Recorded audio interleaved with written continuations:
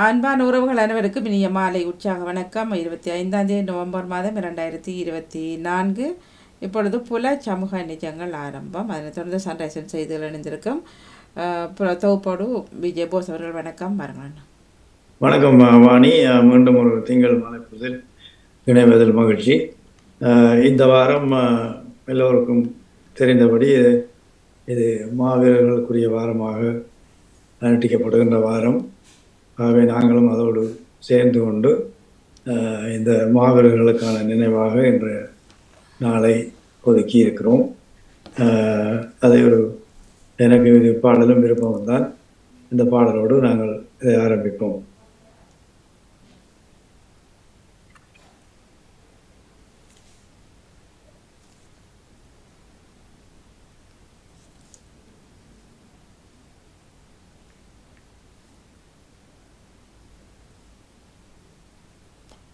கேட்க இல்லைண்ணா, போட்டுக்கிறீங்களா?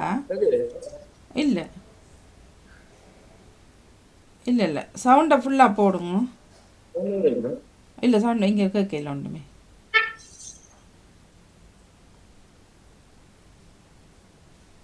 இல்லை இல்லை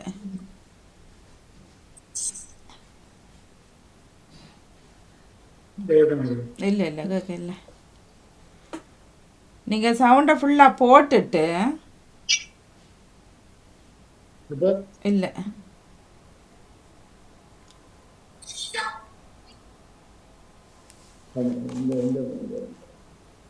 உங்களுக்கு கேட்குதோ? எனக்கு கேட்குது. அப்ப கொஞ்சம் குறைச்சு பாருங்க. ஆனா ஒன்றும் வரையுது.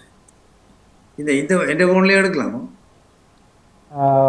அதுலேயே ப்ளே பண்ணலாம்னா வருது. ட்ரை பண்ணி பார்ப்போம். இல்லை இல்லை, அது ஸ்க்ரீன் ஷேரிங்குள்ள வந்தா தான்.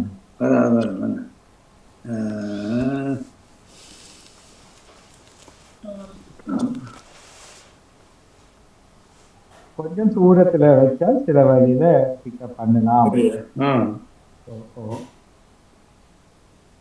உங்களோட ஃபோனில் ஃபுல் சவுண்ட் இருக்கான்ட்டு பாருங்க. நான் அதில் இருக்கு.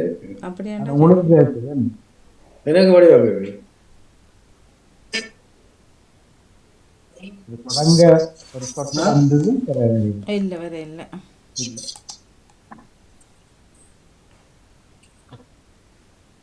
இல்லை இல்லை, சில வழியில ஜூம் இந்த மைக் பிக்கப் பண்ணாது. ஒரு கொஞ்சம் தள்ளி வைக்கிறீங்களே, கொஞ்சம் ஒரு 2 மீட்டர் பின்னால போறீங்களே, அப்படியே கொண்டு உங்களோட போனை பின்பற்றலாம். இல்ல இந்த நீங்க பிளே பண்றீங்களே, இந்த போனை ஒரு எழும்பி கொஞ்சம் 2 மீட்டர் பின்னுக்கு வாரீங்களே, அப்படியே தள்ளி.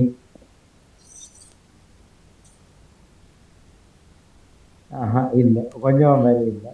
ஒருவேளை அந்த உங்களோட ஜூமுண்ட மைக் வந்து மியூசிக்கு செட் பண்ணாம ஆடியோக்கு மட்டும் செட் பண்ணி இருக்கலாம். அதனால என்ன பாடல ஆரம்ப வரி என்ன? ஆரம்ப சாவினை தலைவிய. ஆனா அது காப்பிரைட் தான். அது வேற யாரோ வாங்கி வச்சிருக்கணும். அதுலயும் உழைக்கிறாங்க. நாங்க பொதுவா பிரைவேட்டா போடலாம், ஒரு டிவியில போடலாம். இங்க விருந்தினர்கள் இருக்கிறார்களோ ஜாயின் பண்றேன்னு சொல்லி அனுப்பினா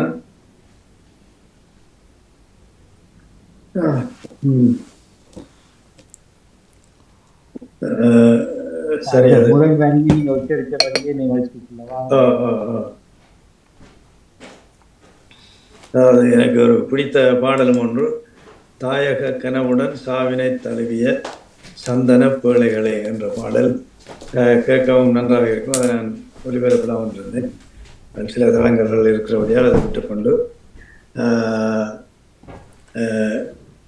அல்வாய் பேரிம்பநாதன் அவர்களுடைய 2 கவிதை வரிகளோடு இந்த நிகழ்ச்சியை துவங்கலாம் என்றிருக்கிறேன்.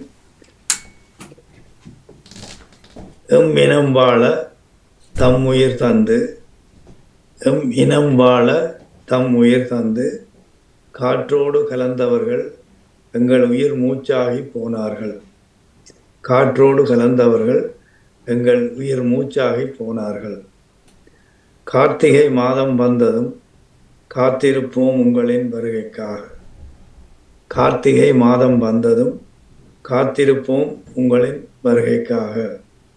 ஏற்றிடும் தீபங்களில் உங்களை காண்கின்றோம், வணங்கி நிற்போம் செங்காந்தல் மலர் கொண்டு. ஏற்றிடும் தீபங்களில் உங்களை காண்கின்றோம், வணங்கி நிற்போம் செங்காந்தல் மலர் கொண்டு. இது அல்வாய் பெரும்பனான் அவர்களுடைய ஒரு கவிதையிலிருந்து இந்த மாவீரர்களை பற்றி ஒரு பகுதியை எடுத்து வாசித்திருந்தேன். அதாவது இந்த வருஷந்தோறும் நாங்கள் இந்த மாவீரர்களை பற்றி நினைவு கூறுவது வழக்கம். அதே போல் இன்றும் அதை நினைவு கூறுகின்றோம். அவர்களை பற்றி நாங்கள் பேசலாம், கதைக்கலாம். ஆனால் அவர்களை போல் எங்களால் மாற முடியாது, அது உண்மை. இப்போ உதாரணத்துக்கு நான் அடிக்கடி யோசிப்பதுண்டு, முன்பெல்லாம் யாழ்ப்பாணத்தில் திரைப்படங்களின் பெரிய கட் அவுட்டுகள் கட்டுகின்ற பொழுது வெடிகள் பட்டாசு கொளுத்தி வேடிக்கை பார்த்த ஒரு இளைஞர் கூட்டம் பின்பு இனத்துக்காக தங்கள் உயிரை தியாகம் செய்கின்ற அளவுக்கு ஒரு இன துடிப்போடு வந்து அவர்கள் இன்று பல்லாயிரக்கணக்கில் மாவீரர்கள் ஆகிவிட்ட கதை தான் எங்களுடைய கதை. அந்த தியாகம் நாங்கள் என்ன இருந்தாலும் குறைத்து மதிப்பிட முடியாது, அதை கொச்சைப்படுத்த முடியாது, அதை விமர்சிக்க முடியாது. ஏன்னால் அது ஒரு யாருமே செய்ய முடியாத ஒரு தியாகம். ஒரு ஒரு குடும்பத்துக்காகவோ யாருக்காகவோ இல்லை, ஒரு இனத்துக்காக தங்களுடைய உயிரையே அர்ப்பணிப்பாக கொடுக்கின்ற அந்த கொடை பண்பு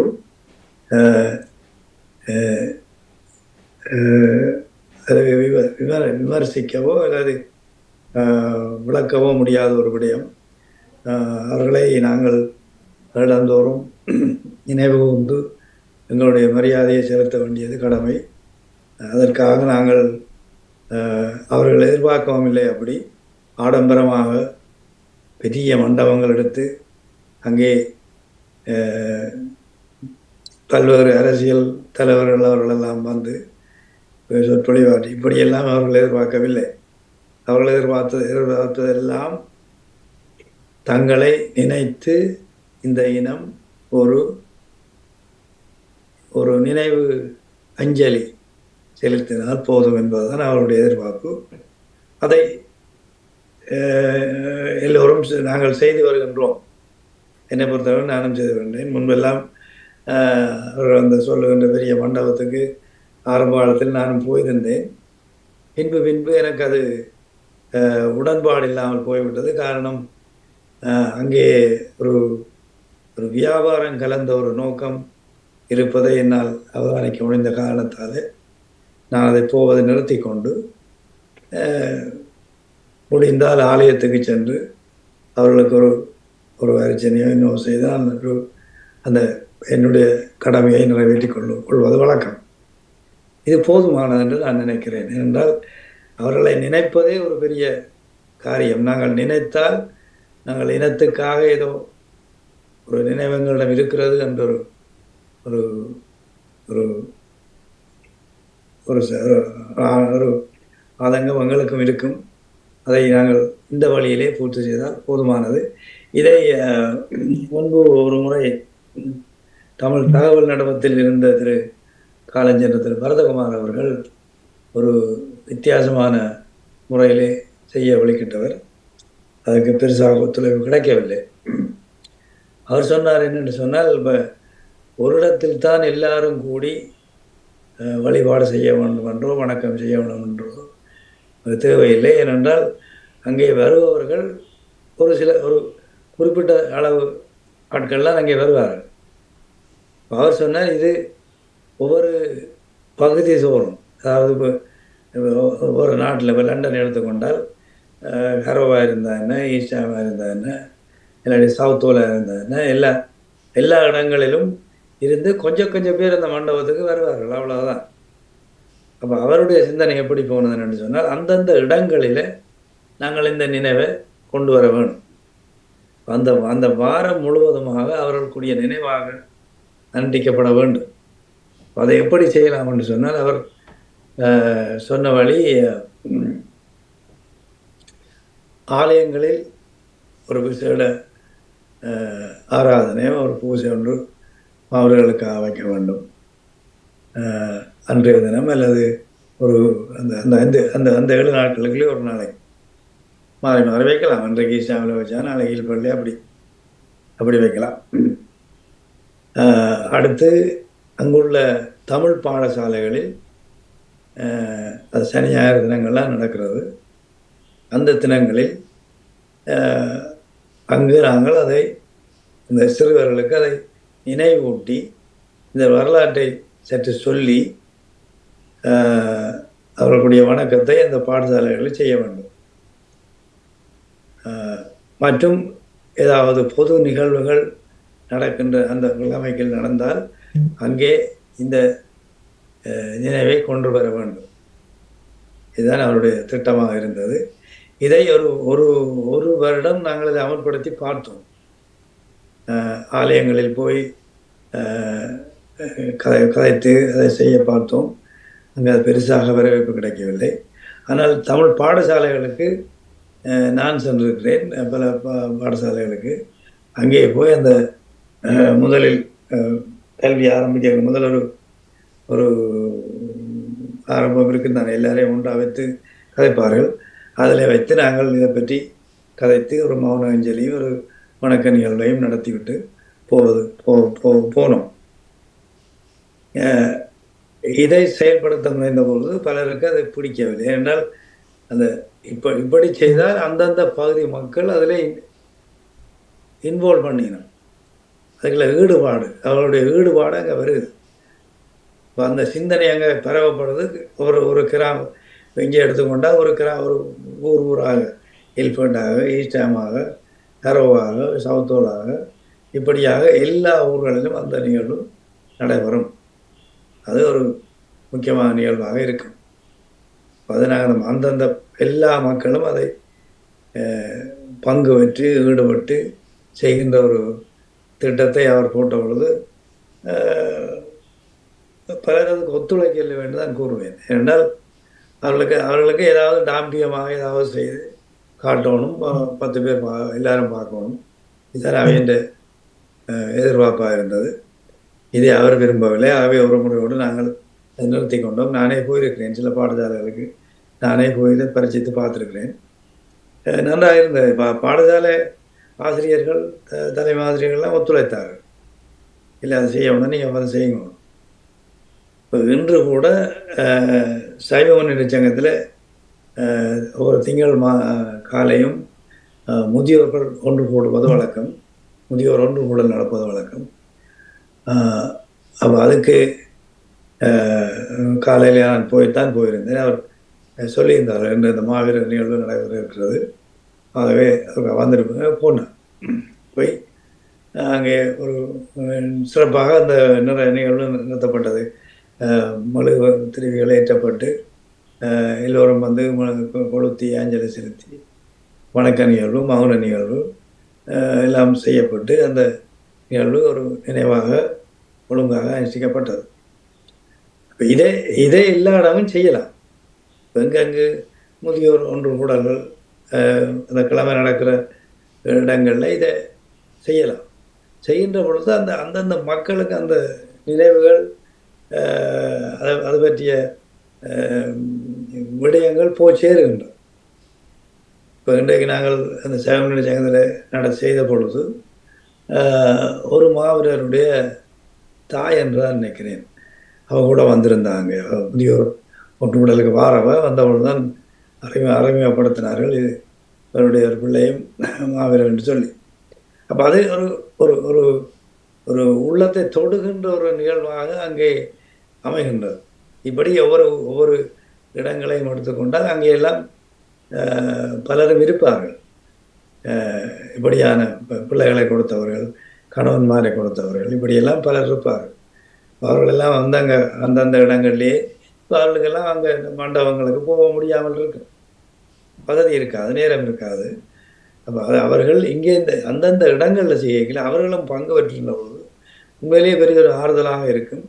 இந்த நினைவை அவர்களுடைய நினைவை மீட்டி அதை கொண்டு வரக்கூடிய ஒரு சந்தர்ப்பம் அங்கே வழங்கப்படுகிறது.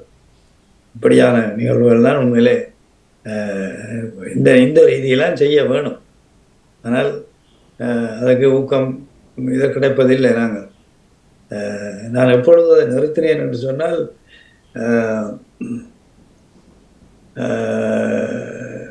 2009 அதோடைய போர் முடிந்து கையோடு அங்கே முள்ளு கம்பிகளில் 3 லட்சம் பேர் அடைபட்டு கிடந்தார்கள். அப்பொழுது யாரும் உதவி என்று கொண்டு போக முடியாத கட்டத்திலே இருந்தது. இங்கே இருக்கின்ற ஒரு கிறிஸ்தவ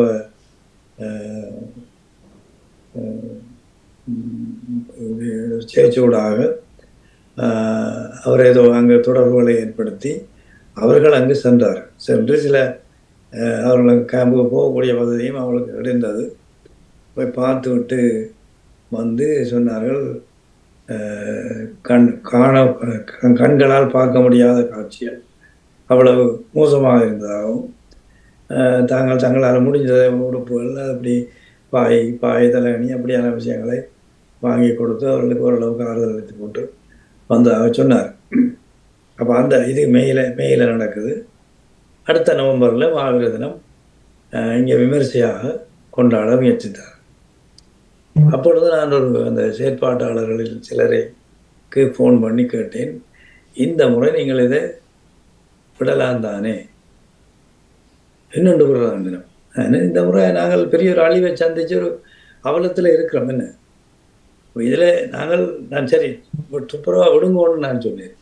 இந்த அளவு டாம்பீகமாக கொண்டாடாமல் ஒரு சிம்பிளான ஃபங்க்ஷனாக இதை செய்து அந்த மக்களிடம் சில பணங்களை சேர்த்து அந்த முள்ளு கம்பிகளில் இருக்கிற மக்களை பார்க்கின்ற வசதியை ஏதாவது செய்தால் நல்லா இருக்குமே என்று சொன்னேன். அப்பொழுது எனக்கு கிடைத்த பதில் ஒன்று சொன்னார், என்னென்றால் அது நம்ம எப்படி சிம்பிளாக செய்கிறேன்னு கேட்டார். நான் என்ன அடக்கமாக ஒரு ஹோல் எடுக்கிறது, உங்களுக்கு அந்த சிம்போலிக்காக போய் அதில் போய் ஒரு பூவை போட்டு வழக்கம் செய்கிறது, அவ்வளோதானே. அதே ஒரு சின்ன ஹோல் எடுத்து செய்யலாம். அவ்வளவு சனம் இருக்கலாம், அவ்வளோ சனம் இருக்கணும் வேண்டியிருக்கீங்க, ஒரு 5 செலுத்தி போட்டு போகிறது, அவ்வளோதானே. அதே இப்போ அங்கே இருந்து நீங்கள் இந்த இங்கே அரசியல்வாதிகளை கூப்பிட்டு பிரஜங்கம் வச்சு இதுக்கா மாவீரர் தினம் இல்லையே, வெறும் 5 செலுத்துறது தான் மாவீரர் தினம். இப்போ அதை செய்தால் என்ன? அப்போ அவர் சொன்னார், அப்போ ஒரு கேள்வி கேட்டார், என்ன இப்படி சரி அப்படி அடக்கி செய்து ஒரு 40,000 பவுண்ட்ஸ் உங்களோட கையில் ஒன்று தந்தால் அதை அந்த முள்ளிவாய்க்கால் இடத்துக்கு கொண்டு போய் உங்களால் ஏதாவது செய்ய முடியுமா? நான் சொன்னேன், நிச்சயமாக செய்ய முடியும். ஏன்னா எனக்கு இந்த கிறிஸ்தவ சேர்ச்சி ஊடாக போனது எனக்கு நல்லா தெரியும். அவர்கள் உண்மையிலே அவர்களுக்கு அந்த இடம் பணம் பற்றாக்குறை. அப்போ தங்களோட இருந்த நிதியை வைத்து கொண்டு தான் அவ்வளோ விலையும் செய்தவர். அப்போ ராஜன் அந்த துணிவில் ராஜனன் காசை கொண்டு வாங்கும், நான் அதை அனுப்பி அவர்களுக்குரிய வழிவகைகளை செய்து உங்களுக்கு ஆதாரத்தோட ப்ரூஃபோட காட்டுறேன், வீடியோவா இல்லாட்டி ரிசீட்டா என்னவோ உங்களுக்கு அதுக்குரிய இதை செய்கிறேன்றோடனே அவர் ஃபோனை வச்சுட்டார். அப்போ நாங்கள் அதை என்ன செய்யணுமென்றதை நாங்கள் யோசிக்காமல் ஏதோ இலையிலுப்பாக ஏதோ செய்து போட்டு இருக்க வேணும் தான் எங்களுடைய பலருடைய நோக்கமாக இருக்கிறது. அது வருத்தத்துக்குரிய விஷயம். இதை நாங்கள் பல காலமும் சொல்லுகின்றோம், ஆனால் யாரும் கேட்பதாகவும் இல்லை, கேட்க தயாராகவும் இல்லை. ஆகவே நாங்கள் இதை பற்றி கதைக்கலாமே ஒழிய செயல்படுத்த முடியாத ஒரு கட்டத்தில் நாங்கள் இருக்கிறோம். 6 மணி என்ன நினைக்கிறேன், 1 மணி இல்லையா? யாரும் இல்லையா? ஒரு 3-4 பேருக்கு அனுப்பினான். ஏதும் நீங்கள் எதுவும் சொல்ல போகிறீங்களா, இல்லை சொல்ல முடியுமா? மன்னிப்போட உங்களில் அல்ல, இந்த நிகழ்ச்சியில் அல்ல, என்னுடைய மனச்சாட்சியாய் கேட்கிறேன். இன்னும் நாம் ஏன் இதை பற்றி பேசி ஏமாற்றுகிறோம்? நேற்று இதே காற்றையில் எதிர்ப்பதில் விவாத அரங்கில் தலைப்படுத்தார்கள். தியாகங்கள் நினைவு கொள்ளப்படுமா, மறந்து போடுமா எதிர்கால சந்ததியிலே. இறுதியிலே நான் கேட்டேன், 15 ஆண்டு அதுக்கு முன்னம்பிடுமோ இன்றைக்கும் அங்க போராளிகளுடைய குடும்பங்கள், உடனடி குடும்பங்கள் எப்படி இருக்கிறார்கள் அந்த மண்ணிலே என்றதை பார்த்தாலே தெரியும். நாங்கள் இந்த இந்த வீர மரவர்களின் பேரில் உழைக்கிறாக்களை விடணும், அது பிசினஸ் செய்யறவங்க கட்டிட்டாங்க, கோயில்களும் அப்படித்தான். நாங்களும் சேர்ந்து மாட்டோம். 2 நாள் கழிச்சு வர்ற காணொளிகள்ல பார்த்தா தெரியும், அந்த மண்ணில விழுந்து புலறி அழுகிற குடும்பங்களுடைய உடைகளை மட்டுமாவது பாருங்க. இவர்களில் பலர் தான் இன்று யூடியூபர்களிடம் கையேந்தி பிச்சை கேட்கிறார், ஒரு சிலரை தவிர. மற்றது நீங்கள் சொன்ன கருத்தை உங்களை போன்ற பலர் சொல்லுவார், இப்படி எல்லாம் செய்யாருங்க. ஒரு முறையாவது கேட்டார். அங்கிருந்தே கேட்கிறோம், இங்க பெரிய அளவுல செய்கிறோம், பிரம்மாண்டமாய் செய்கிறோம் இந்த அனுட்டிப்பை. ஆனா குறைந்த செலவு தான் எங்களுக்கு முடிகிறது. அதே அளவு பிரம்மாண்டத்தை நீங்கள் செயற்கையாக செய்து ஒக்கச்சக்கமா செலவழிக்கிறீங்க. அதுல கொஞ்சத்தை தன்னும் அதே குடும்பங்களுக்கு கொடுக்க மாட்டீங்க. நீங்க கேட்டதைத்தான் கேட்க யாரும் கேட்கிறாரு இல்லவே. அது நான் சொன்னேன், இதை வேற நினைக்கிறதும் மறக்கிறதும் வேற. குறிப்பாக போசன்னா ஒரு ஒரு ஒரு ஆத்மா உடலால் இறந்து விட்டால் என்ன ஆவார்கள் என்று உங்கள் நம்பிக்கை, சமய நம்பிக்கையோ அல்லது உங்களுடைய பரம்பரை நம்பிக்கையோ, ஒரு ஆத்மா உடலால் இறந்து விட்டால் என்ன ஆகும்? அவர் அது உடலை விட்டு பிரிந்தபின் அவருக்கு அப்படியே ஒவ்வொரு மாதமும் ஒன்றை சொல்லுது. சில பேர் ஒன்றில் இறைவனை சேர்ந்து விடுவார்கள் அல்லது மாற்று உடலுக்குள் மீண்டும் வருவார்கள். இன்னொரு பிறவி எடுப்பார். ஒரு வினாடினா அதுக்கு ஒரு நிமிடம் தானே.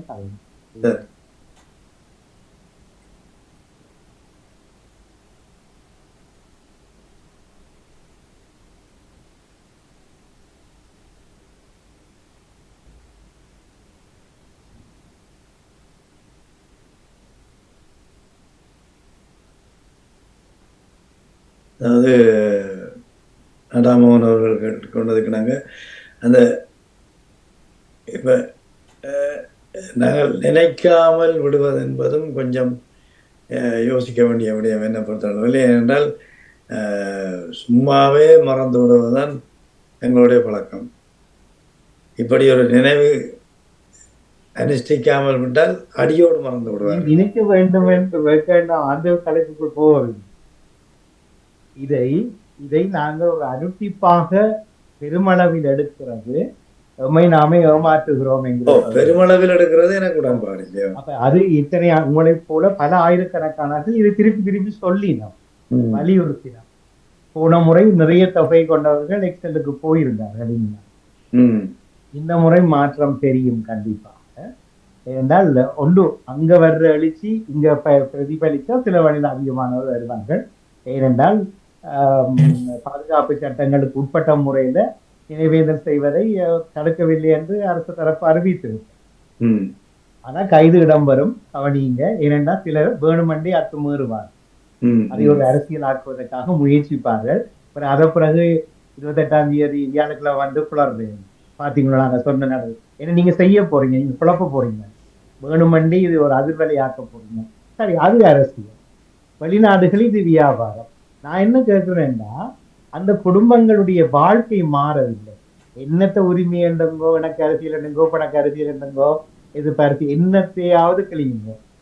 அந்த அந்த அந்த மண்ணில போராடி மடிஞ்சவருடைய உடனடி குடும்பம் வாழ வழி இல்லை. வழி உள்ளவன் இந்தியாவிலும் வெளிநாடுகளிலும் இருக்கிறான். அந்த குடும்பங்கள் எடுத்துட்டார். அந்த மண்ணில் இருக்கக்கூடிய குறைந்தபட்சம் ஒரு 10-12,000 குடும்பங்களை வாழ்வழிக்க முடியவில்லை. அதைத்தான் சிந்திக்க சொல்றேன். நினைவுபடுத்தல யாரு வேணாம் அப்படி சொன்னது. ரெண்டாவது பள்ளிக்கூடத்துல போய் சொல்றோம் பிள்ளைகளுக்கு இதை நினைவூட்டுறோம்னா என்னென்று சொல்றோம்? இது தமிழீழ விடுதலை புலிகளுடைய மாவீரர்கள் என்று சொல்றதா அல்லது தமிழீழ மாவீரர்கள் என்று சொல்றதா? உங்களுடைய வெளிப்படையான பதில் என்ன?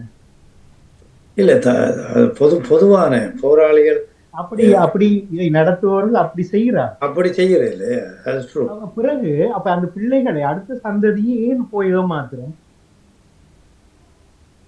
மற்றது இந்த 2009ஆம் ஆண்டு மே மாதத்துக்கு பிறகு வந்த ஜூலை ஆகஸ்ட்ல நடந்த ஐரோப்பிய தேர் திருவிழாக்கள் அமர்த்தியாவாசிட்ட அப்பவே காட்டி கொடுத்துட்டவங்களா? அப்பவே கோயில்கள் செய்ய மாட்டோம். நீங்களும் 1001 பவுன் கொடுத்து சேட பூசை அர்ச்சனைக்கு ஏற்பாடு செய்தா செய்வாங்க. அங்கும் ஏமாற்ற வேண்டாம். இது நடக்காது. இல்ல இதுக்கு என்ன மாற்று வழி? நாங்கள் நேற்று முன்தினம் செய்திருந்தோம், நீங்களும் வரவில்லை. ஆண்டுகள் சிலவாக தொடர்ச்சியாக விளக்கேற்றி வழங்குகிறோம். அன்று நிறைய பிள்ளைகளும் பெற்றோர்களும் நாங்கள் கலந்து கொண்டிருந்தோம். சனிக்கிழமை 5 மணிக்கு எங்களுக்கு செலவு ஆக ஜூமுக்கு செலவழித்தால் ஒரு நாள் காசு ஆக கொண்டு 5 பவுன் வந்து மீதி அத்தனை பேரும் விளக்கு அணைத்து வீடு முழுக்க இருட்டாக்கி போன வருடம் நீங்க கலந்து வந்தீங்க. முறை எல்லாருக்கும் பகிர்ந்திருந்தோம். சிலர் பழமையாக வருகிற குடும்பங்களை வந்திருந்தார்கள். நாங்கள் முழு உணர்வு பூர்வமாக அதை செய்து எங்களுடைய செய்து முடித்து விட்டோம். இன்னும் செய்யலாம், இன்னும் செய்யலாம் தொடர்ச்சியாக. என்றால் டிசம்பர் மாதம் மனித நேயம், உயிர் நேயம் உணர்த்துகின்ற சிறப்பு மாதம். அப்ப இதுல 2 திட்டங்கள் செய்வதற்கு அடித்த களத்திட்டோம். அடுத்த வாரம் அதை பற்றி பேசுகிறோம். அப்போதும் செய்யத்தான் போகிறோம், செய்வோம். இதுக்கு நாங்கள் பரதட்ட தேவை, கொடிகட்ட தேவையில்லை, ஊர் முழுக்க கூப்பிட தேவை. கடவுள் இல்லாத கோயில்கள் வியாபாரம், விடுதலையை மறந்த இயக்கங்கள் வியாபாரம். இதை ஓப்பனா ஒத்துக்கொள்றதுக்கு இன்னும் எத்தனை வருஷம் நாங்கள் எலும்பும் தோலுமோட உயிரோட இருக்க போறோம்? யார் எப்ப கதைக்க போறோம்? உண்மையை வெளிப்படையா சொன்னப்போ அந்த தியாகங்கள், அவருடைய தியாகங்கள் வீழடிக்க கூடாதுன்னு 15 வருஷமா அந்த தியாகிகளை ஏமாற்றி இருக்கிறோமா இல்லையா? உரிமைக்காக ஒன்றுபட்டமா? அந்த கோஷத்தில் ஒருங்கிணைஞ்சு நின்றமா? யாரும் செய்யவில்லை. அப்பட்டமாக அந்த மறவர்களை ஏமாற்றி இருக்கிறோம். இல்ல 15 வயதுக்கு பிறகு நாங்கள் இன்னும் கேவலமா எத்தனையோ பிரிவுகளா நிக்கிறோம். அப்ப நேரடியா பேசினால் கோஷ்டவர்களை அது அந்த மறவர்களை நேர்முகமாக ஏமாற்றி கொண்டிருக்கிறோமா இல்லை? யார் உண்மையான அஞ்சலிப்பை அதன் மூலமாக செய்து காட்டியிருக்கிறது? ஒன்றுக்கும் ஒத்து வராத ஒரு கட்சியின் தலைவர் 2ஆம் தரமா இன்றைக்கு கூட மாநாடு வச்சு வாங்க எல்லாரும் சேர்ந்து காய்ப்போம், ஆபத்தான நிலையில் இருக்கிறோம். இதுதான் சிதைச்சிங்க, நீங்க தான் சிதைச்சிங்க. அதுல ஒருத்தர் கேட்டிருந்தார், ஏதோ தேசிய தலைவர் கொள்கைக்காக அரசியல் கட்சியில நிக்கிறீங்க, எத்தனை வேட்பாளர்களை போராளிகளை நியமிச்சிருக்கிறீங்க? அவர் சொன்னார், இந்த முறை வன்னியில ஒரு பெண்ணை நியமிச்சிருக்கோம், இந்த முறை ஒரு பெண்ணை. உங்களுக்கு கிடைக்க இல்லையா ஆட்கள்? அது கேட்டார்கள். இது நேரடியாக எங்கள் மாவீரர்களை நாங்கள் ஏமாற்றி கொண்டிருக்கிறதுக்கு ஒப்பான செயலா இல்லை. என்ன கதைச்சா பிரச்சனை வேற.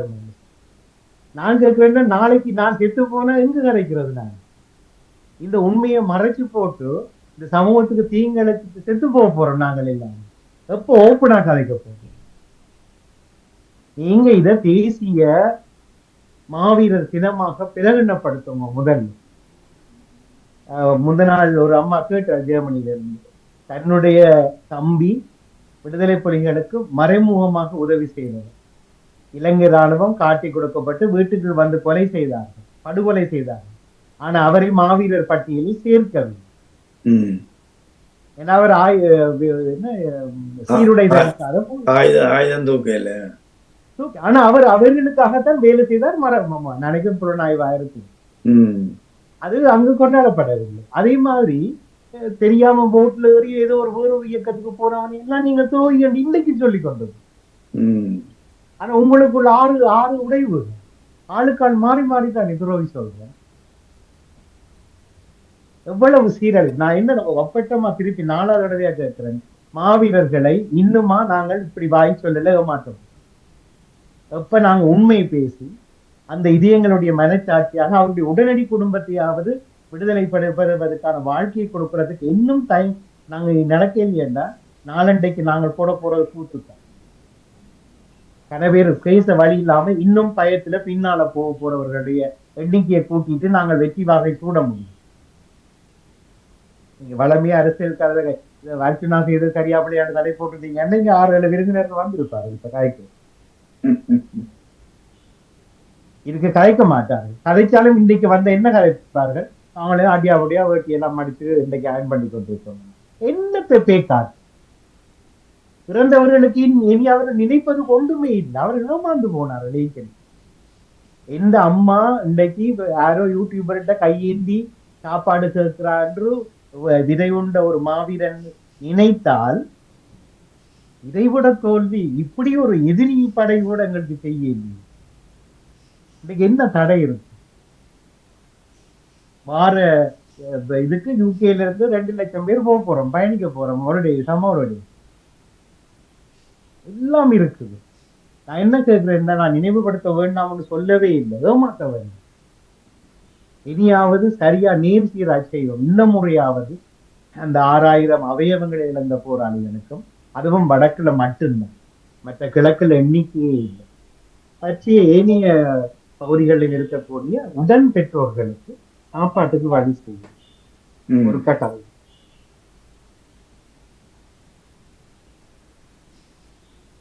அந்த அந்த அதை பற்றி பலரும் கதைத்து கொண்டிருக்கிறார்கள். சிலர் செய்வதை என்னால் பார்க்க முடிந்தது. அந்த செரண்டிப்பன் ஒரு ஆர்கனைசேஷன், ஒரு லேடி தான் அதுக்கு பொறுப்பாக இருக்கிறார். அவருடைய பேர் எனக்கு ஞாபகம் இல்லை. அவர் ஒரு அங்கே போய் அவரல்ல அவருக்கு உதவி செய்கின்றவர்கள் பலர் சென்று இந்த முள்ளந்தண்டு செயலிழந்த போராளிகள் உடைய விவரங்களை திரட்டியிருக்கிறார். திரட்டி அவர்களுக்குரிய உதவிகளை திட்டமிட்டு செய்து கொண்டிருப்பதாக அறிகிறேன். அப்படியானவர்களும் இருக்கிறார்கள்.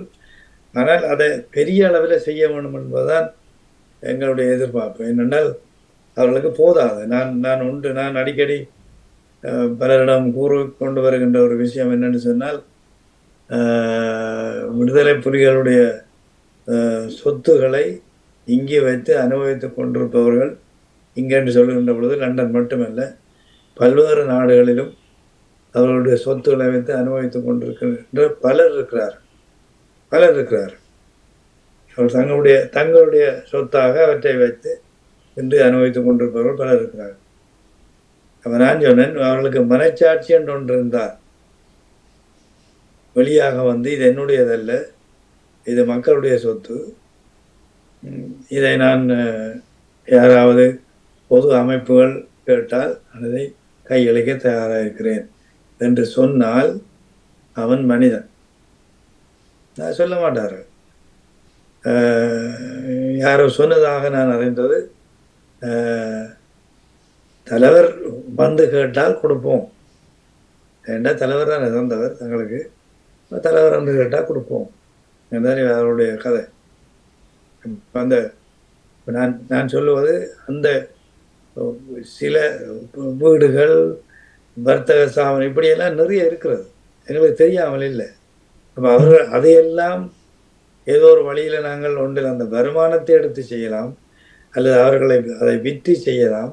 செய்தால் அங்குள்ள போராளிகளை நாங்கள் இங்கே நாங்கள் இந்த அரசாங்கம் ஹவுசிங் பெனிஃபிட், இன்கம் சப்போர்ட் இப்படியாக கொடுக்கிற மாதிரி அந்த மாவீரர்களுக்கும் இந்த குடும்பங்களுக்கும் மாதாந்தம் ஒரு உதவித்தொகையை வழங்கி கொண்டிருக்கக்கூடிய அளவுக்கு இந்த சொத்திலிருந்து வருமானம் கிடைக்கும், நிச்சயமாக கிடைக்கும். யார் செய்வார்கள், யார் செய்ய போகிறார்கள், யாரும் அதை பற்றி யோசிக்க மாட்டார்கள். நல்லா தெரியும், அனுபவித்து கொண்டு எங்களுக்கே தெரியும். 1-2 பார்க்கக்கூடிய வழியெல்லாம் எங்களுக்கு இருக்கிறாங்க. ஈஸ்டாம் பகுதியில் கூட ஒரு வீடு இருந்தது. அது கூட இப்பொழுது ஒரு தனிப்பட்ட ஒருவருடைய கையில் தான் இருப்பதாக அறிகிறேன்.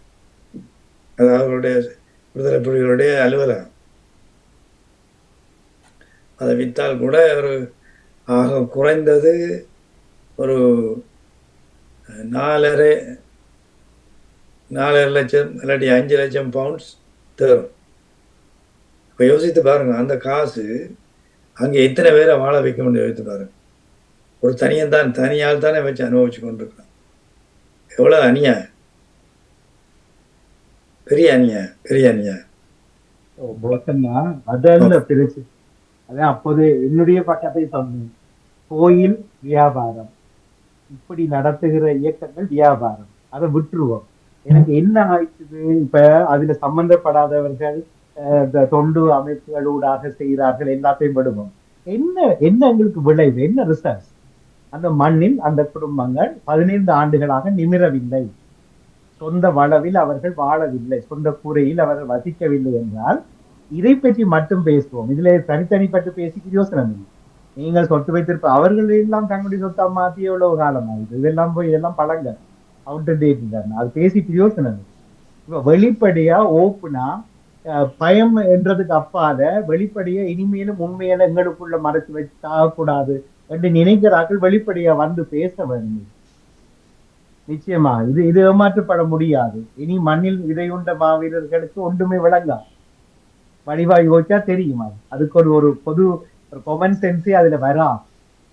அது எங்களுடைய ஒரு குற்ற உணர்வுக்காக விளக்கேற்ற போகிறோம், நினைவுபடுத்த போகிறோம். அது கூட ஒருங்கிணைந்த ஒரு ஒரு ஒரு ஒரு ஒரு சமூகம், ஒரு இனமாக கூட நாங்கள் இல்லை. இந்த விடயத்தை பற்றி எடுத்து அடுத்த முறை கொண்டு போவோம். இன்னும் ஒரு முறை 2025ஆம் ஆண்டு மாவீர வாரத்தில் இதே நிலைமை அந்த குடும்பங்கள் இருக்க திருப்பியும் வந்த மாவீரர் தினத்தை எடுத்து பேச போறோம் என்று சொல்லினால் எங்களை விட்ட இனிமே அந்த சாக்கடைகள் வேறு யாரும் இருக்க மாட்டாங்க. உள்ளதை ஓப்பனா சொல்லிடுறாங்க. இது வெறும் பேக்காட்டு. நாங்கள் வேணும் நீங்க நானும் ஒரு அரசியலுக்காக பேசலாம், நாங்கள் ஒரு பின்புலத்தை வச்சுக்கொண்டு எங்களை வளர்த்து கொள்றதுக்காக பேசலாம். மனச்சாட்சியின்படி பேச முடியாத போட்ட இன்னமும் செய்யட்டு. 400 தொண்டர் அமைப்பு வேலை செய்யுது தனி ஐரோப்பாவில மட்டும், அதுவும் குறிப்பாக வடக்குக்கு மட்டும் வேலை செய்யும். அதுல ஒரு 1-2% தான் வடக்குக்கு வெளியில போகுது. அதுவும் போயிடுச்சு, முடிஞ்சது கதை. அவரால் ஒன்றும் செய்ய முடியாது.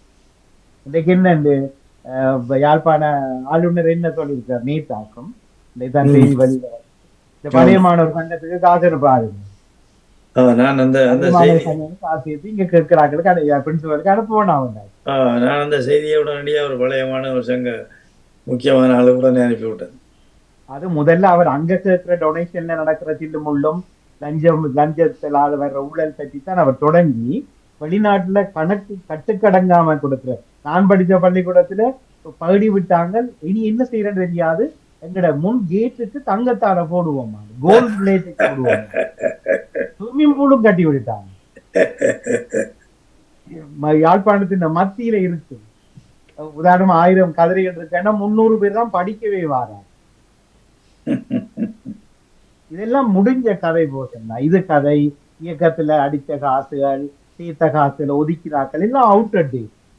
கோயில்கள் எல்லாம் இதை குடியிருத்த செய்து அதெல்லாம் அவுட்டட் டேட். எல்லாமே பிஸ்னஸ், வெறும் பணத்துக்காக பிணங்களாக வாழ்ந்திருக்கிறவர்கள். நேர்மையாக பேச வந்தவர்கள் திறந்த மனதோடு பேசும். இதுதான் இந்த முறை. மற்றது இனிமேலும் இது ஒரு தேசிய மாவீரர் தினமாக நீங்கள் டிக்ளேர் பண்ணீங்க என்றால் என் போன்ற பலர் இதை பற்றி மூச்சும் விடம். எங்கட வேலையை பார்த்து கொண்டு போவோம். எங்களுக்கு தெரியும் நாங்கள் என்ன செய்யறது, லேசாமத்தோட எப்படி வேலை செய்யறது, அதுதாங்க செய்யுது. இதுக்கெல்லாம் நாங்கள் அரசியல் விளையாட வரப்போனது. நன்றி கோசல். நன்றி. இது ஒரு முறை அப்படி ஈஸ்டாம் பகுதியிலே ஒரு எடுத்துக்காட்டாக செய்தார்கள். திரு கலைஞன்ற திரு போல் சத்யநேசன் இருக்கின்ற பொழுது டவுன் ஹால்லாம் நடந்தது. எல்லா இயக்கத்தை சார்ந்தவர்களும் வந்து ஒரு வீர வணக்க நிகழ்வை நடத்தின பொழுது கலைஞர் வரதகுமார் கூட அங்கே வந்திருந்தேன், நானும் போயிருந்தேன். எல்லா அநேகமான பெரிய கேள்விப்பட்ட இயக்கங்கள் எல்லாவற்றுடைய நாம் தான் ஒழுங்குபடுத்தி ஆஹ் அடுத்த அப்ப முறை அவர்கள் படங்களை தூக்கி போட்ட போது நான் அதிலிருந்து ஒதுங்கி படங்களை அடுத்த முறை இருக்க தலைவர் என்ன ஒரு தலைவற்ற படம் இருக்கக்கூடாது, ஒரு விளக்கு மட்டும் கருப்பு துணிக்கு முன்னால் இருக்க வேண்டும் என்று உடன்பட்டேன். ஆஹ் 2வது வருஷம் படங்களை எல்லாம் போஸ்டர் அடிச்ச உடனே நன்றி வணக்கம் வந்துட்டு விடையிட்டேன். உம் 2ஆம் தரம் அது செய்த அமைப்பினர்களை முரண்பட்டு கொண்டேன். அந்த அந்த அந்த நிகழ்வுல படங்கள் ஒன்றும் வைக்கல தலைவற்ற தானே. படமும் போடுவோம். நீங்க அந்த முதல் முதல் செய்த நிகழ்ச்சியில படங்கள் ஒன்றும் வைக்கலையா நினைக்கிறேன். இல்ல வைக்கிற இல்லை என்று முடிவெடுத்து ஒரு கருப்பு துணியும் ஒரு தீப விளக்கு அல்லது மெழுகு திரிதான் ஏன் ஏற்றுவதென்று முறைப்படி செய்தோம். ஏன் 2ஆம் முறை பிரபாகரன், சபாரத்னம், உமாவேஸ்வரன், சங்கர்ராஜ் எல்லாத்த படமும் வைக்கிறது என்று முடிவெடுத்தார்கள். நான் கலந்துட்டேன். நீங்க உம் சொன்ன பேச்சு வேற இப்ப செய்கிறது வேற. திருப்பியும் நீங்கள் ஒரு குரூப்பிசத்தை கொண்டு வாருங்க. 27 தலைவர்கள், 27 அமைப்பிட்ட தலைவர்கள் இங்க கொண்டுருவோம். உம் அது 5 பேர் தலைவரை கொண்டு வாருது. அது நடக்க இல்லை. நான் சொல்றேன் என்றால் இது நவம்பர் மாதத்தை ஆத்மாக்களின் மாதமாக உலகம் அனுஷ்டிக்குது. நாங்களும் சேர்ந்து கொள்வோம். சரி, அதுக்கு கதை கொள்வார்கள். என்ன துரோகிகளே இப்படி சேர்த்துக் கொள்வது மாவீரர். அப்ப அப்படி கலைப்பவர்களை நீங்கள் யாரோ அப்ப நாங்கள் யாரோ வந்து விலகி கொள்றதுதான் இதுக்கு ஒரே ஒரு புத்திசாலித்தனமா உம் அதுதான் சொல்ல வரேன். இது உண்மைதான். இது ஒரு ஒரு சிக்கல் நிறைந்த ஒரு விடயம் என்று தான் நான் நினைக்கிறேன். ஏனென்றால் அந்த யதார்த்தத்தை புரியாமல் பலரும் இதை நான் ஆரம்பத்திலே குறிப்பிட்டது போல ஒரு ஒரு டாம்பியத்துக்காக ஒரு ஒரு சுமார் ஒரு நாள் அதோட எங்களோட கடமை முடியுதுன்ற மாதிரி வந்தது. ஒரு நாளைக்கு போய் இந்த பூவை போட்டு செய்து விட்டால் சரி, நன்றியோட நாங்கள் மாவீரருக்கு நன்றி செலுத்தி விட்டோம், சரி, அதோட முடியணும். இதற்கான குறிப்பிட்டது போல இதற்கான வேலை திட்டங்களை தீவிரமாக ஆராய்ந்து என்னென்ன வழியில் அவர்களை வாழ்க்கை தரத்தை உயர்த்தலாம் என்று ஒரு ஒரு ஒரு புள்ளி விவரங்கள் எடுத்து அதை செய்கின்ற திட்டங்கள் உண்மையிலே அதுதான் சரியான வணக்க நிகழ்வுகள். ஆனால் அதை பற்றி யாருமே யோசிக்கிறதா தெரியல. எல்லோரும் அந்த அந்த நவம்பர் மாதத்துலேயே ஒரு நிகழ்வு நடத்தணும், அதை பெருசாக செய்யணும், எல்லா யூடியூப்ல எல்லாம் வரணும், பலராலும் பேசப்படும். இதோட இது அந்த மாவீர குடும்பங்களுக்கு எந்த அளவில் உதவ போகுது என்பதுதான் திருமோகனுடைய கேள்வியும் என்னுடைய கேள்வி. அவர்களுக்கு எப்படி உதவ போகுதுன்னு கேள்வி. உதவாது.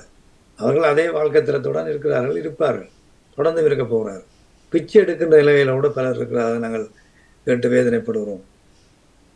நீங்கள் முருகண்டி அந்த பஸ்ஸில் போய்க்கெல்லாம் பார்த்தீங்கன்னா அப்படியானவர்களை காணலாம், கண்ணால் பார்க்கலாம். நீங்கள் அதெல்லாம் கண்கண்ட சாட்சிகள் அதெல்லாம்.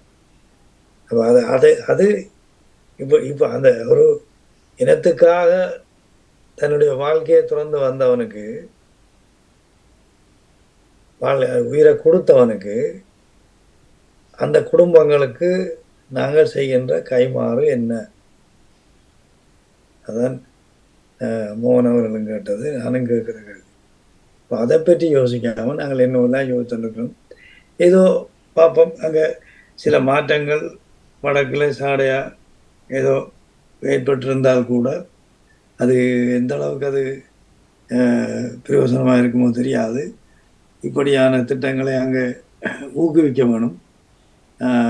நான் உண்மையில் முந்தி கூட நான் சார்ந்திருக்கின்ற அரசியல் இயக்கத்தின் ஊடாக இந்த முன்மொழிவை கொண்டு வந்தோம். அப்படி என்றால் ஒரு ஒரு என்ஜிஓ மாதிரி ஒரு விஷயத்தை துவக்கங்கோ, உங்களோட கட்சிக்கின்ற கட்டுப்பாட்டில் இல்லாமல் ஒரு தனி ஒரு இண்டிபெண்டன்ட் சுயாதீனமான ஒரு இதையோ அமைத்து அதுக்கு ஒரு பொறுப்பானவரை நியமிக்க வேணும். இப்பொழுது கவர்னராக நியமிக்கப்பட்ட திரு வேதநாயகம் அவர்கள் அப்பொழுது ஓய்வு பெற்று வீட்டில் இருந்தவர். அவரை பற்றி நாங்கள் நிறைய அறிந்தபடியால் அவர்களுக்கு சொல்லியிருந்தோம், இவரை நீங்கள் தயவு செய்து இப்படியான விஷயத்துக்கு பயன்படுத்துங்க. ஏனென்றால் இவருடைய பெயர் எல்லோருக்கும் தெரிந்த பெயர். அவருக்கு மதிப்பு இருக்கிறது. ஆகவே அவரை வைத்து இப்படி ஒரு இதை துவக்கினால் பல வழியாலும் உதவிகள் கிட்டும். அதை வைத்து நாங்கள் இப்படியான திட்டங்களை செய்யலாம். இந்த மாவீர குடும்பங்களுக்கான அவருடைய வாழ்க்கை திறது உயர்த்துறது, என்னென்ன உதவிகள் அவர்களுக்கு தேவை. உதாரணத்துக்கு உள்ளந்தண்டு பாதிக்கப்பட்டவர்கள் பலர் அந்த புள்ளி விவரமெல்லாம் அந்த நான் சொன்ன போல அந்த சரண்டி நிறுவனம் எடுத்திருக்கிறார்கள். எடுத்து சில வேலை திட்டங்களை அவர்கள் செய்கிறதாக நான் அறிகிறேன். அந்த அந்த நான் அவருடைய சேரிட்டி நிகழ்வுக்கும் போகாமல் இருப்பதில்லை, போவது வழக்கம். ஏன்னா அதெல்லாம் ஊக்குவிக்கணும் நாங்கள். ஏன்னா அவர்கள் ஏதோ செய்கிறாங்க, சிறிய அளவில் என்றாலும் ஏதோ செய்யக்கூடிய செய்கிறார். அப்படியான திட்டங்களை இனி இப்போ அந்த அங்கத்தை அரசியல் சூழ்நிலை மாறி இருக்கிறபடியா, மாறிக்கொண்டு போகிறபடியா, அது கூடாக இந்த திட்டங்களை செயல்படுத்த இதில் ஈடுபட்டிருக்கின்ற இதை திரு மோகன் கூறியது போல இதை யதார்த்தமாக புரிந்து இதுதான் செய்ய வேண்டியது என்று யோசித்து சில முன்னெடுப்புகளை செய்தால் அது மாவீரர்களுக்குரிய உண்மையான வணக்க நிகழ்வாக இருக்கும். அதுதான் உண்மையான வணக்க நிகழ்வு. இது சும்மா பெரிய மண்டபத்தை எத்தனையோ 1000 பவுன்ஸுக்கு எடுத்து அதில் ஒன்றே பூவை போட்டு அன்றைக்கு என்னுடைய அலுவலகத்துக்கு ஒருவர் வந்தார். என்ன இந்த மாவீரர் வாரத்தில் நேஷனல் ஃப்ளாக் டே, தேசிய கொடி தினம் என்று சொல்லிக்கொண்டு ஒரு இந்த பொப்பி மாதிரி இருந்துச்சு. நான் இஞ்சத்தை உலக ஆயுதத்தில் பிறந்தவர்களுக்கான ஒரு தினமாக அந்த பொப்பி அடையாளத்தை சில காசுகளை கொடுத்து அதை வாங்கி குத்துவார்கள். அப்படி இவர்களும் ஒரு மேட்ச் மாதிரி சரி கட்டி கொண்டு வந்துடும். சொல்லிச்சுன்னா இப்படி அண்ணா இதே இருக்காது, நாங்கள் கொஞ்சம் மிக்கவணும். சரி என்ன காட்டு பார்ப்போம் என்றால் நேஷனல் ஃப்ளாக் டே, நடுவில் விடுதலை புலிகள சின்னம் இருக்குது. நான் என்ன தேசிய நினைவலாளர் என்று சொல்கிறேன். பிறகு ஒரு இயக்கத்தின் படத்தை போட்டிருக்கேன். எந்த விதத்தில் சரியாகும்? இதை விலைப்படுத்த முடியாது. நான் விற்க மாட்டேன், நான் அதை வாங்கவும் மாட்டேன், விற்கவும் மாட்டேன். எனக்கு உடன்பாடு இல்லை. உடனடியாகவே திருப்பி அனுப்பிவிட்டேன். ஏனென்றால் அது நாங்கள் திருந்த மாட்டோம். நாங்கள் அதை விற்று அந்த காசு எடுத்து என்ன செய்ய போகிறோம்ன்றதுதான் கேள்வி. என்ன செய்ய போகிறீங்க? அவைகிட்ட ஒரு திட்டமும் இல்லை. இப்போ ஆலயங்களில் தேர் நடக்க கூடி சொல்லி நம்ம தேரின் அந்த அன்றைய அர்ஜுன நிதி முழுக்க தாயகத்துக்கு பயன்படும் என்று சொல்லினோம். இப்போ தாயகத்துக்காக பயன்படும் என்று சொன்னால் அங்கே நாங்கள் என்னத்தை செய்ய ஒரு அந்த திட்டம் என்பது எங்கள்கிட்ட வகுக்கவும் தெரியாது. அதை பற்றி நாங்கள் சீரியஸாக யோசிக்கிறோம். மாகாண சபை இருக்கைக கூட இதற்குரிய எத்தனையோ வேலை திட்டங்களை செய்திருக்கலாம். ஆனால் யாருமே அதை பற்றி சிந்தித்தாகவும் எனக்கு தெரியல. அப்போ அந்த அரசியல்வாதிகளுக்கு இப்பொழுது ஒரு மக்கள் ஓரளவுக்கு பாடம் போட்டியிருக்கலாம் என்று நினைக்கிறேன். அது மிகவும் வரவேற்க வேண்டியது. ஏனென்றால் இனி வருகின்ற ஒரு புதிய மாற்றத்தின் ஊடாக இந்த சிந்தனைகள் வளர வேண்டும். இவற்றை நாங்கள் செய்யத்தான் வேணும். இதை செய்யாமல் விட முடியாது. ஏனென்றால் அந்த திருமோகன் கூறியது போல அந்த மாவீரர்கள் இருக்கின்ற நிலைமை சில படங்கள் பொது சமூக வலைத்தளங்களில் வரைகளை பார்க்க மிக கவலையாக இருக்குது. ஏன்னா அந்த குடும்பத்திலே அந்த இளைஞர் இருந்திருந்தால் அவர்கள் அந்த அளவு நிலைமைக்கு போயிருக்க மாட்டார்கள். ஒரு குடிசையில் இருந்து அவருடைய அந்த குசினியை காட்டுவார்கள். சிலவளை மிகவும் மிகவும் மிக குறைந்த வாழ்க்கை ஒரு மிக மிக மிக குறைந்த வாழ்க்கை தரத்தில் இருந்து அவர்கள் அனுபவிக்கின்ற கஷ்டங்கள் அவலங்களை பார்க்கின்ற பொழுதும் உண்மையிலேயே கவலையாக இருக்கு. ஏன்னா இந்த அவர்கள் உண்மையிலே உயிரோடு இருந்திருந்தால் யோசித்திருப்பார்கள், இந்த இனத்துக்காகவா நாங்கள் போராடினோம். நானும் அடிக்கடி சொல்றது, இந்த இப்படியான இனத்துக்காக இந்த மக்கள் தங்களுடைய உயிரை விலையாக கொடுத்தார்கள். அதுக்கு ஒரு நன்றி கடன், ஒரு ஒரு ஒரு ஒரு ஒரு அதுக்கு ஒரு ஆதரவு கடன் நீட்டுகின்ற ஒரு பண்பு குணம் ஒன்றுமே எங்கள்கிட்ட இல்லை, எங்கள்கிட்ட இல்லை என்பதனைக்குத்தான் திரு மோகன் அவர்கள் கூறியது போல எனக்கும் அந்த உணர்வு நெடுக இருந்து கொண்டிருக்கிறது. எங்களுக்கும் காலங்கள் போதாமல் இருக்கிறது. இளைய வருவம்னா நாங்கள் அங்கே போய் நின்று சில விஷயங்களை செய்யக்கூடியதாக இருந்திருக்கும். இப்பொழுது எங்களுக்கும் காலங்கள் ஏதோ இருக்கின்ற சில வருடங்களுக்குள் இதை எப்படியோ ஆரம்பிக்க அந்த கவர்னர் அவர்கள்ட்ட நம்பிக்கை இருக்குது. அப்படி சில விடயங்கள் அதில் அணுகினால் அவருக்கூடாக சில செய்யக்கூடிய வாய்ப்புகள் இருக்குன்னு நான் நினைக்கிறேன். அந்த முயற்சிகளை எடுப்போம். எடுத்துக்கொண்டு நேரம் நெருங்கி விட்டபடியால் 8 மணி ஆகிவிட்டது. இத்தோடு நிகழ்ச்சியை நிறைவு செய்து கொண்டு மீண்டும் அடுத்த திங்கள் மாலை சந்திப்போம் என்று கூறிக்கொண்டு விடைபெறுகிறேன். நன்றி, வணக்கம். நன்றி, வணக்கம். நன்றி சாமி.